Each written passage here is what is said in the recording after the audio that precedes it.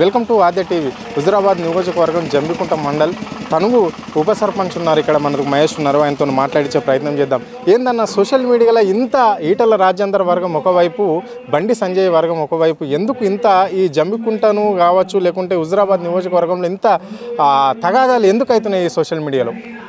అన్న, హుజురాబాద్ నియోజకవర్గంలో ఈటల రాజేందర్ గారి జర్నీ 2002 నుండి ఏ పార్టీ ఏ ఉద్యమం ఉన్నా దానికి హుజురాబాద్ నియోజకవర్గానికి రాజు కానీ మా సార్ ఈటల రాజేందరే. మా ఈటల రాజేందర్ గారు ఉద్యమం కాలం నుండి హుజురాబాద్లో ఉద్యమం చేసిండు, పేద ప్రజలకు అన్నం పెట్టిండు, పేద ప్రజల కష్టాలు తీర్చిండు, డెవలప్మెంట్ చేసిండు, అభివృద్ధి చేసిండు. ఈరోజు సార్ దురదృష్టశాత్తు మొన్న ఎన్నికలలో 2024లో ఓడిపోయింది సార్. మా దురదృష్టం అక్కడ సార్. మేము హుజురాబాద్ నియోజకవర్గం ప్రజలు కానీ నాయకులు కానీ అందరు కానీ కొందరు తప్ప అందరు కానీ అనాథలు అయిపోయింది సార్. అనాథలు అయిపోయిన తర్వాత సార్ ప్రత్యామ్నాయంగా మల్కాజ్గిరి హైకమాండ్ చెప్పింది, మల్కాజ్గిరిలో పోటీ చేసిండు సార్. ఈరోజు మీ మిత్రులతో కొట్లాడే పరిస్థితికి వచ్చింది సార్. మేము మా సార్ బీజేపీ పార్టీలో ఏరితే కార్యకర్తలుగా మా సారు ఎన్నో బాధలు ఉన్నా కూడా, ఎన్ని కష్టాలు ఉన్నా కూడా భరించింది సార్. ఆయన గొప్ప వ్యక్తి, చిల్లర నాయకుడిగా చిల్లర ట్రిప్స్ 6 ఉండేది సార్. ప్రతి ఒక్క ఛానళ్ళలో ఏమనుకుంటున్నారు, గ్రూప్ రాజకీయాలు. ఈటల రాజేందర్ ఎన్నడూ గ్రూప్ రాజకీయాలు ప్రోత్సహించలేదు సార్. అంటే ఇప్పుడు ఈటల రాజేందర్ గ్రూప్ రాజకీయాలు ప్రోత్సహించే ఈరోజు ఆయన పెంపు కోసం, అధిష్టానం దగ్గర పెంపు కోసమే ఈరోజు షామీర్పేట తన ఇంటికి ఇక్కడ హుజురాబాద్కు సంబంధించిన కార్యకర్తలను, ఎవరైతే మెయిన్ కార్యకర్తలు ఉంటారో మండల్ వారీగా వాళ్ళందరినీ ఇక్కడ తీసుకొచ్చి ఇక్కడ కావాలని ఆయన ఇంటి ముందట ధర్నా చేపించుకుంటున్నాడు అని చెప్పేసి కూడా కొంతమంది ఆరోపిస్తున్నారు. దాన్ని ఎట్లా చూస్తారు మీరు? సార్, ఈటల రాజేందర్ గారు గ్రూపు కోసం అంటే హుజురాబాద్ వాళ్ళగా సార్, తెలంగాణ రాష్ట్రంలో ఈటల రాజేందర్ గారు అభిమానులు ఉన్నారు, కుల సంఘాలు ఉన్నాయి, అన్నీ ఉన్నాయి సార్. మరి వాళ్ళు ఎందుకు రాలేదు సార్? ఒక హుజురాబాద్ వచ్చింది. బల నిరూపణ అయ్యేది ఉంటే తెలంగాణ రాష్ట్రం మొత్తమైన అభిమానుల పిలుపునిచ్చు. ఇదే కరీంనగర్ సిటీలో కూడా ప్రతి ఒక్క కార్పొరేటర్ సార్కు అత్యంత సన్నిహితులు సార్. అన్ని పార్టీలల్లో అడగండి, సర్వే చేయండి మీరు. మా సార్ ఎప్పుడు చిల్లర రాజకీయాలు చేయలే. గాడ్ ప్రామిస్ చెప్తున్నా సార్, నేను ఒక మండల నాయకునిగా సార్కు తెలియదు. మేమే 3 days బట్టి మన పరిస్థితి ఏంది, మన కథ ఏంది అని ఆలోచన చేసి మనమే సార్ దగ్గర పోదాం. మా పరిస్థితి ఏంది సార్, గోడు విన్నవించుకుందాం, బతిలాడదాం, ధర్నా చేద్దాం, దండం పెడదాం అని వచ్చినాం సార్. ఈ నిర్ణయానికి ఎందుకు వచ్చినాం తెలుసా సార్? కొందరు ఒక నాయకుడు, ఒక ఎంపీ ఏం చేసిండు సార్ అంటే, ఒక 20 days కింద ఈజీఎస్ నిధుల కింద అభివృద్ధి అనే ముసుగులు వచ్చిండు సార్. వచ్చి డెవలప్మెంట్కి వస్తే ఎవరిని పిలుస్తావు సార్? నీ పార్టీ నాయకులను కానీ వాళ్ళని కానీ వీళ్ళని కానీ పిలవాలి సార్. హుజురాబాద్ ఇన్ఛార్జి కూడా కృష్ణారెడ్డి కూడా అక్కడ వాళ్ళతోనే ఉన్నాడు కదా. మరి అంటే అక్కడ ఆయన పార్టీకి ఇప్పుడు అక్కడ పెద్ద దిక్కు ఆ నియోజకవర్గానికి ఆయన ఉన్నప్పుడు మీ అందరికి ఇంటిమేషన్ ఉంటుంది, ఇన్ఫర్మేషన్ ఉంటుంది కదా. అంటే గ్రూప్ రాజకీయాలు లేవు, అందరం ఒక ఏజెండా కింద పనిచేస్తున్నాము అని చెప్పేసి కూడా ఆయన చెప్పడం అనేది జరిగింది. వాస్తవమైన మంచి ప్రశ్న వేసిండు. ఈ జిల్లా అధ్యక్షుడు కృష్ణారెడ్డి అనేట ఆయన నల్లి కుట్లోడు, ఈయన నల్లి లాంటోడు. అసలు మొదలైందే ఈ జిల్లా కృష్ణారెడ్డి ఇంకో 2-3 చెంచాగాళ్ళతోని. కృష్ణారెడ్డి అనేటోడు ఇక్కడ లొల్లీలు, అక్కడ లొల్లీలు ఇక్కడ. కృష్ణారెడ్డి అయిన రాజకీయ జీవితాన్ని ఎన్నడూ వార్డు మెంబర్ కూడా గెలవలేదు సార్. ఈయన ఏమనుకుంటున్నట్టు ఈటల రాజేందర్ గారిని పల్చన చేసి, ఈటల రాజేందర్ గారి వారి వర్గాన్ని మేము బీఫామ్లో నయానో భయానో మా దగ్గర తెచ్చుకొని రేపు ఈటల రాజేందర్ గారు కనుక వెళ్ళిపోయి సిటీలో ఉంటే హుజురాబాద్ నియోజకవర్గంలో నేను ఉండొచ్చు, మాది బండి సంజయ్ చేతిలో ఉంటుంది, నా చేతిలో ఉంటుంది అని ప్రగతి కలలు. కానీ సార్, చిల్లర రాజకీయాలు. నిన్న మేము స్వతహా మీటింగ్ పెట్టుకున్నాం సార్. ఎవరి పైసలు పెట్టి వాళ్ళు వచ్చినాం సార్. వచ్చిన తర్వాత చిల్లర పోస్టులు ఈటల రాజేందర్ రమ్మని ధర్నా చేయించుకొని 50 కార్లతోని ఇదొక నాటకం.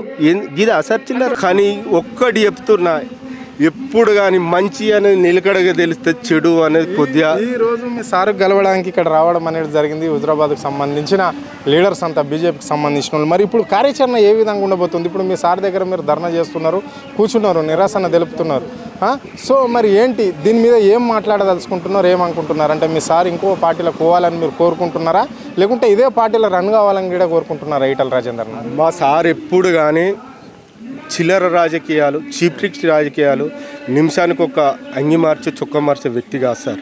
మేము కూడా అప్పుడు ఎన్నో లక్షలు ఇస్తా అన్నా కూడా మేము ఎన్నడూ కూడా సారెంబడి నడిచినాం కానీ అమ్ముడు పోలేదు సార్ ఉప ఎన్నికలప్పుడు మేము చాలా ఆస్తులు అమ్ముకున్నాం, బాధలు పడ్డాం, కష్టాలు అనుభవించినాం. చాలామందికి ఎరికే నా గురించి. మేము మా సార్ పార్టీ మారాలంటే మొన్న మారపోనా సార్, బ్లాక్మెయిల్ చేయకపోనా సార్. మా సార్ హుందాగా ఉంటాడు. మా సారు మంచి వ్యక్తి. రామచంద్రరావు అధ్యక్షుడు అయితే మేమందరం వచ్చినాం సార్ బాధల. సార్ మీరు పోవద్దు వాడికంటే నేను పరిప్రక్కత పట్టిన నాయకుడినే, నేను ప్రమాణ స్వీకారాన్ని పోతేనే పెయిన్ సార్. మా సార్ గొప్పతనం అది సార్. ఈ చిల్లర రాజకీయాలు చేసి పార్టీలు మారని కాదు. మా సార్ని ఏంటంటే సార్ మా బాధలు గివి మీతో జర్నీ చేసినాం, మా బాధలు గివి మీరు హైకమాండ్తో మాట్లాడి మాకు ఒక దారి ఉంచాలి, నియోజకవర్గం మన చేతులలో ఉండాలి. మనం వేరే గొంతమ్మ కోరికలు అడుగుతలేం సార్. మీరు కనుక నియోజకవర్గంలో ఉంటే మంచవు చెడవు పేదోనికి సహాయం చేస్తారు. మీరు 10 సార్లు వస్తే ఈ నియోజకవర్గం అభివృద్ధి అయితే ఒక మంచి నాయకులను తయారు చేసే శక్తి మీ దగ్గర ఉన్నది. ఇప్పుడు ఈ రోజున మీరు తప్పిపోతే దొంగలు లంగలు రాజ్యమేలు తాళ్ళు అని అడిగేదానికి వచ్చినాం కానీ ఇంకో పార్టీ మారాలి మేము అది చేయాలని ఒక్కటి సార్ మీ సార్ని ఎన్నడూ ఒత్తిడి చేయం సార్. మా సార్కి అన్ని ఎరికే ఏం చేయాలి, ఎప్పుడు ఏం చేయాలని. ఈ రోజున ఎవరో ఎన్నో కుట్రలు కుతంత్రాలు మీడియా లీకులు పార్టీలు మారుతారని చిల్లర రాజకీయం ఎవడు చేస్తాడు సార్. ఇప్పుడు సోషల్ మీడియాలో ఆల్రెడీ అలసలు అవుతుంది కదా, అంటే కొంచెం ఇక్కడ స్థానిక సంస్థల ఎన్నికల్లో ఆయన వర్గానికి సీట్లు ఇచ్చుకోవడానికి మాత్రమే ఇలాంటి వాళ్ళ అనుచరులను పిలిపించుకొని ఇట్లా మాట్లాడుతున్నారు కాబట్టి ఈటల రాజేందర్ వర్గానికి ఇవ్వాలని చెప్పేసి ఆయన పట్టుబడుతున్నాడు అని చెప్పేసి కూడా అంటున్నారు. ఇది వాస్తవమేనా? అంటే మీరు ఎవరైతే అనుకుంటున్నారో మితపక్షము అనుకుంటున్నారో ఆ వర్గపుల్లే ఇట్లా పెడుతున్నారు, ఇది నిజమేనా? ఇప్పుడు సార్ సీట్లు ఇచ్చుకోవాలి అంటే ఇచ్చుకోవద్దా సార్? ఇప్పుడు నేను నాయకుని ఉంటానా, నన్ను లీడర్ని చేసుకునే ఆయనకు సార్ కనిపించదా? నేను లీడర్ కావాలి నాకు ఉండదా? ఖచ్చితంగా మా సార్ అనుకుంటా నా వర్గం సీట్లు ఇవ్వాలి. ఎందుకు అనుకోండి సార్? మా నాయకుడు నేను లీడర్ని అయితేనే కదా సార్ బలం. వాడు విధవవాడు వాళ్ళు అంత పిచ్చి నా కొడుకులు కానీ మా నాయకుడు అనుకోడా సార్ మేము లీడర్లు కావాలని? మేము లీడర్లు కావాలి మాకు ఉండదా సార్? బరాబరి మా సార్ మాకు ఇప్పియాలని అడుగుతాం, మా సార్ ఇప్పియాలి. నువ్వు హైకమాండ్తో మాట్లాడతావు, ఏ కమాండ్తో మాట్లాడతావు, మన హుజురాబాద్ బాద్షా నువ్వే ఉండాలి, నాయకులు నువ్వే ఉండాలి, మేము నాయకులు ఉండాలి. భారతీయ జనతా పార్టీ 4 రోజులు రెపరెపలు ఆడాలంటే ఒక హుజురాబాద్ కాదు, ఇదే పెద్దపల్లి నియోజకవర్గం కానీ మానకొండూరు కానీ హుస్నాబాద్ కానీ ఏది కానీ సార్ మా సార్ కింగే. సార్ గనక వేరే స్టెప్ తీసుకుంటే భారతీయ జనతా పార్టీ వేరుంటుంది సార్. సార్కు అన్నీ తెలుసు సార్. సార్ ఒకటి మౌనం ఉన్నాడంటే ఏదో ఒక ఆలోచన ఉంటుంది సార్. ఇవాళ ఇంత ఈ ఐఫ్కు బ్రేకింగ్ న్యూస్లకు మాట్లాడే వ్యక్తి కాదు సార్ మా సారు. హుందాగా ఉంటాడు. హుందాగానంటే చాలా హుందాగా ఉంటాడు సార్. ఇవాళ మా సారు పార్లమెంటుకు వేయండి సార్. పార్లమెంటు కొత్త, అసెంబ్లీలు 7 సార్లు గెలిచినా కూడా ఒక్కొక్కరు మంత్రులైనా పాస్ అంటారు. కానీ మా సార్ కదా అన్నాడు. సమస్యలు మల్కాజ్గిరి సమస్యలు, భారతదేశ సమస్య, మన తెలంగాణ సమస్యలు, మన కంటోన్మెంట్ సమస్యల గురించి ఎన్నిసార్లు తెలంగాణలో ఎక్కువ మాట్లాడిన ఏకైక ఎంపీ మా ఈటల రాజేందర్ సార్. మంత్రులు కూడా మాట్లాడలేదు సార్, పాస్ అన్నారు. వాళ్ళకు పరిపెక్కుతున్న నాయకుడా మా నాయకుడా సార్? సార్ దీనిలో తెలుస్తుంది సార్. మీది అంటే సెంట్రల్ పార్టీ కాబట్టి మీకు మండల్ కమిటీలు ఉంటాయి, నియోజకవర్గం కమిటీలు ఉంటాయి, జిల్లా కమిటీలు ఉంటాయి, రాష్ట్ర కమిటీలు కూడా ఉంటాయి కదా.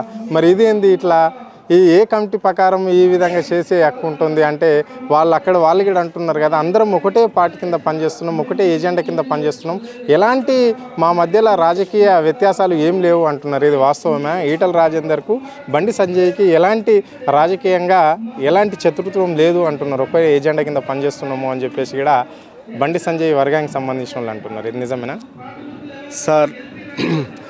ఇప్పుడు మీరు మా నియోజకవర్గాన్ని మీ ఛానల్ వాళ్ళు జల్లెడ పట్టినట్టున్న సమస్యల గురించి కానీ మా వర్గ పోరు గురించి కానీ మీరు చాలా బ్రహ్మాండంగా అడుగుతారు క్వశ్చన్లు సార్. ఒక్కటి సార్, వర్గపోరు లేదు అంటున్నారు. వర్గపోరు లేదు అని ఎవరంటారు సార్? వర్గాన్ని సృష్టించేటోళ్ళు.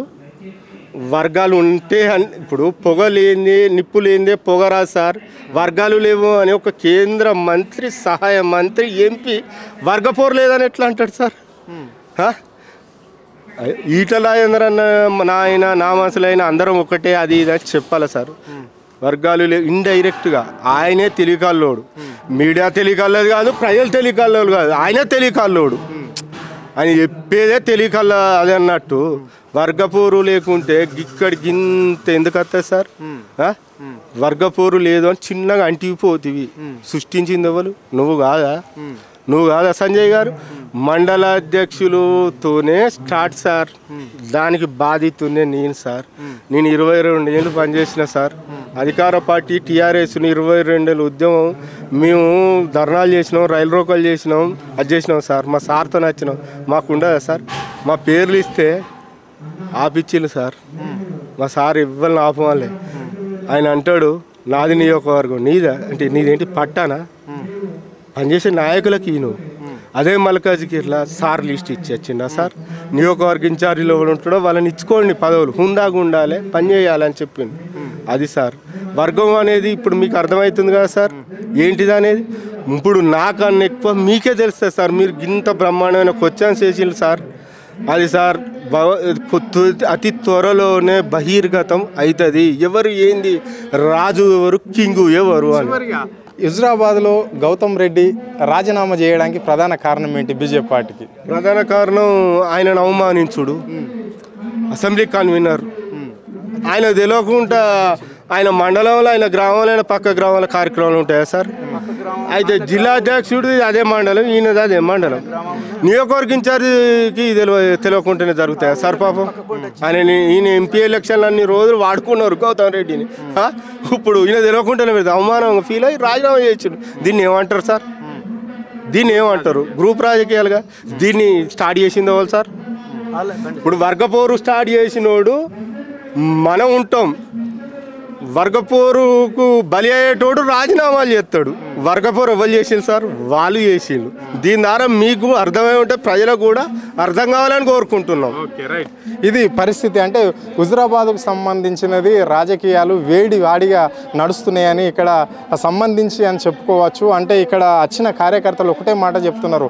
అంటే బండి సంజయ్ మాత్రం వర్గపోరు ఇక్కడ నడిపేయడం, అంటే మండలకు ఒక కార్యకర్త లేని బండి సంజయ్ బీజేపీకి సంబంధించి, అంటే అందరూ ఈటల రాజేందర్ వైపు ఉన్నా కానీ ఇక్కడ వర్గపోరు చేసి కొంతమంది కార్యకర్తలను కావాలని బలవంతంగా పార్టీలకి వెళ్ళిపోయే విధంగా సృష్టిస్తున్నది. అక్కడ వర్గ పోరాటం చేస్తున్నాడు బండి సంజయ్ అని చెప్పేసి ఇక్కడ వాళ్ళు స్పష్టంగా ఈటల రాజేందర్ వర్గానికి చెందిన వాళ్ళు చెప్పడం అనేది జరుగుతుంది. ఈరోజు అదే విషయం తెలుసుకోవడానికి మా నాయకుని ఇంటికి మేము వచ్చాము. ఇక్కడ వచ్చి ఆయనను ప్రశ్నిస్తున్నాం. ఏంటంటే మేము ఉండాలా పార్టీలో పోవాలనే కోణంలో మేము ఆలోచించే విధంగా, అంటే మాకు ఏ స్థానిక సమస్యలు ఎన్నికలు వస్తున్నాయి అంటే మాకు ఇక్కడ మాకు టోటల్గా ఒకటి అర్థమైపోయింది. ఏంటంటే మాకు బండి సంజయ్ వర్గం వాళ్ళు ఏ ఒక్క పోస్టుల గిడ మమ్మల్ని ఉంచే ప్రసక్తి లేదు అని చెప్పేసి మాకు అర్థమయ్యే ఈరోజు మేము తెలుసుకోవడానికి మీ దగ్గరకు వచ్చినాం సార్ అని చెప్పేసి కూడా మేము మా సార్ని నిలదీసినాం. అంటే ఆయన కూడా ఇంకా మౌనంగా ఉన్నాడు. అంటే ఏది కార్యాచరణ ఏ విధంగా తీస్తే మేము ఇక్కడ ఈటల రాజేందర్ను పార్టీ విడమని చెప్పడం లేదు. సో బీజేపీ పార్టీలో ఉన్నా కానీ మాకు కూడా సమన్యాయం జరగాలి. మా హుజురాబాద్ నియోజకవర్గంలో ఎవరైతే నేను నమ్ముకొని ఉన్నారో వాళ్ళందరికీ కూడా న్యాయం జరగాలని చెప్పేసి మీ దగ్గరకు వచ్చినామని చెప్పేసి కూడా స్పష్టంగా మహేష్ చెప్పడం అనేది అయితే జరిగింది. కెమెరా పర్సన్ రఘుతో హరుణ్, ఆద్య టీవీ, హైదరాబాద్.